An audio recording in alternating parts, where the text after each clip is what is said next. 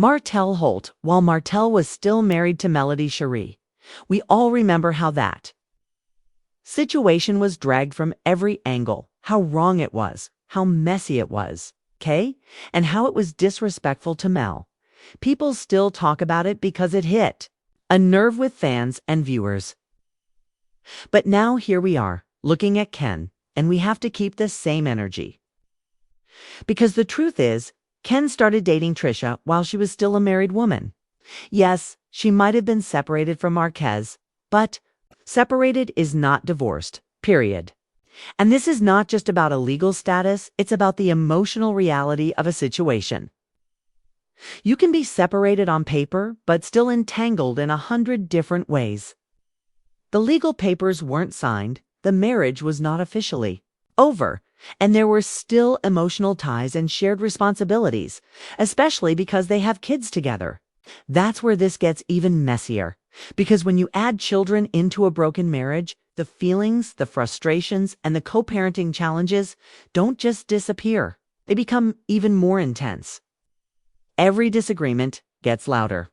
Every boundary feels more violated, and every third party feels like an invader, no matter how well-meaning they are.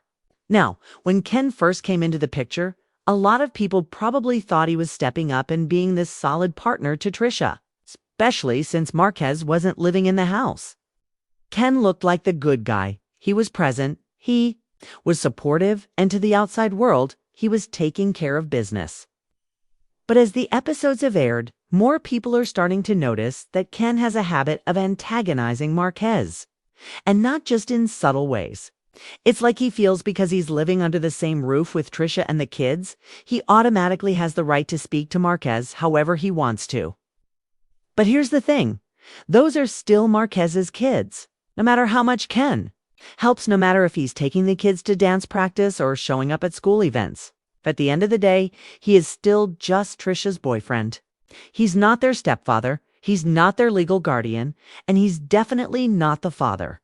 And kids don't respond well to someone trying to little boy their real dad, even if there's tension between the parents. Let's really sit with that for a second.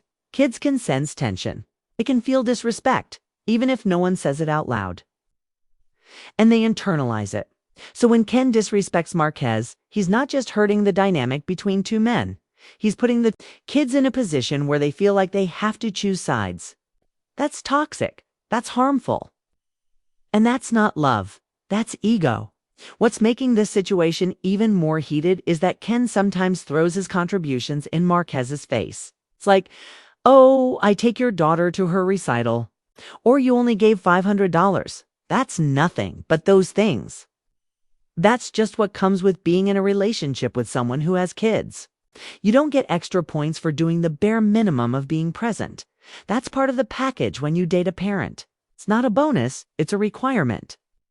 And let's be real, if the situation were reversed and Marquez had a girlfriend who was inserting herself into co-parenting conversations, people would be telling her to sit down and mind her business. So the same rules should apply to Ken.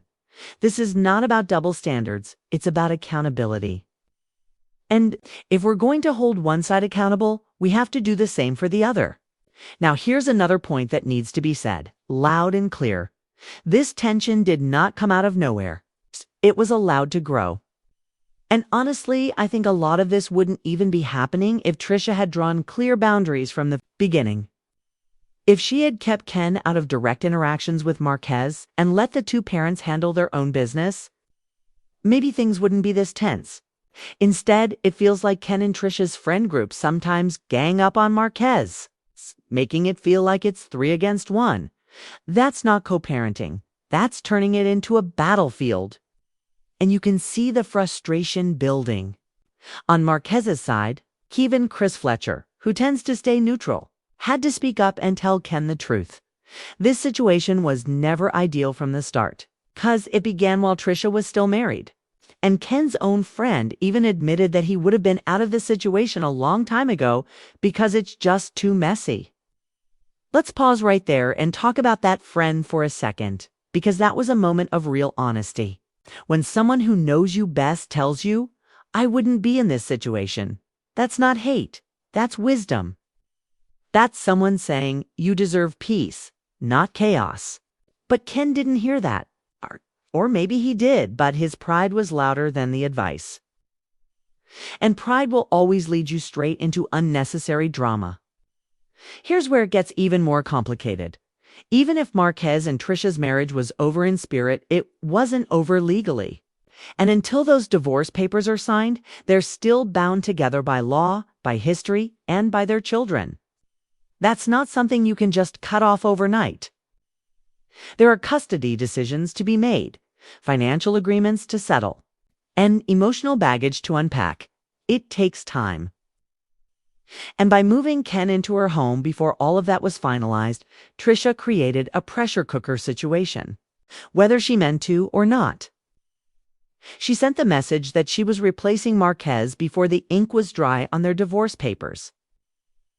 And listen, replacing someone too fast always leads to backlash, especially if the person being replaced still feels like they have a place. Marquez might not be perfect. Let's be real. He has his own flaws. But the way Ken moved in with Trisha before the divorce was done made it look like Marquez was disposable. That's painful, even if people don't say it out loud. That kind of shift doesn't just hurt your ego, it stirs up old wounds, rejection, betrayal, and grief. Another layer to this, Ken seems to see Marquez as the enemy. But the reality is, his real conflict is with the fact that Trisha is still married. He's fighting the wrong battle. While he's focused on proving himself to Marquez, the bigger issue is that he's in a relationship with a woman who hasn't fully closed the door on her last one. And if he really loved himself the way he should, he might step back and think, is this a situation I should be in right now? Because as long as that divorce isn't finalized, there's always going to be this underlying tension. There's always going to be questions about lingering feelings, unfinished business, and who still has claims to what. There's no real foundation until the past is handled. It's like trying to build a house on sand. It might look solid for a minute, but eventually it's going to sink. If I were in Ken's position, I'd want a clean slate. I'd want my partner to be completely free from our last relationship before starting something serious. That way, there's no overlap, no legal entanglements, and no constant fights. With the ex, and I think that's the real message Chris Fletcher and Ken's friend were trying to get across, that if Trisha truly wanted to move forward with Ken, she would prioritize finalizing her divorce. Instead, it feels like she's holding on to both situations at once. Maybe to keep her options open, maybe to prove a point. Or maybe because she's not as over Marquez as she claims. And let's not ignore the emotional side of this.